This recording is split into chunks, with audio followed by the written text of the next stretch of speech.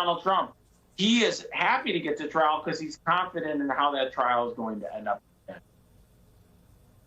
Yeah.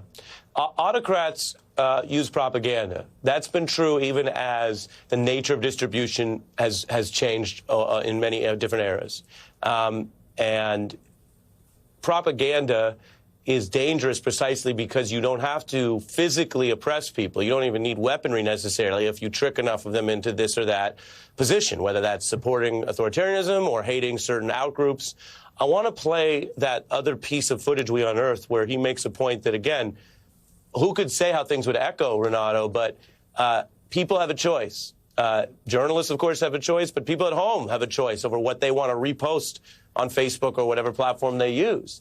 And I thought this was so striking that in a related context of both authoritarianism and ethnic hate, he talked about the ethical people who chose not to perpetuate things. Take a listen.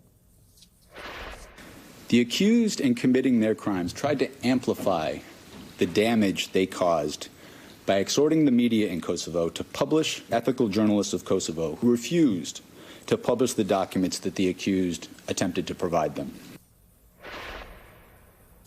Renato, this question is as much societal as it is legal. I'm not talking about, a repost or a republisher's potential liability. I'm asking you, I guess, a deeper question about why you were a prosecutor, why you care about justice, which is, what do you think about his appeal to the idea that how we all exercise our choices in the face of propaganda matters, and how that relates at home right now?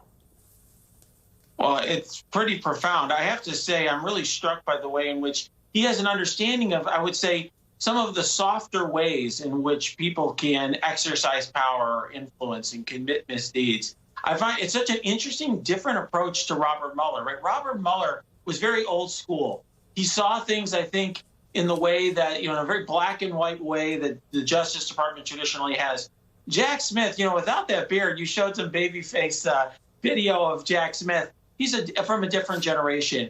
I think he understands the way an authoritarian can use these soft methods of increasing their power and staying in power. I think his experience prosecuting a sitting head of state, as you highlighted just a moment ago, I think really prepared him for something like this, because it showed that, when someone is desperate to stay in power, it's important ultimately to find the way to bring him to account quickly. And I think that's what he's trying to do here. Yeah, understood. Really interesting. And like I said, we wanted to turn to another fellow federal prosecutor for this, Renato Mariotti. Thanks for being here. Thank you.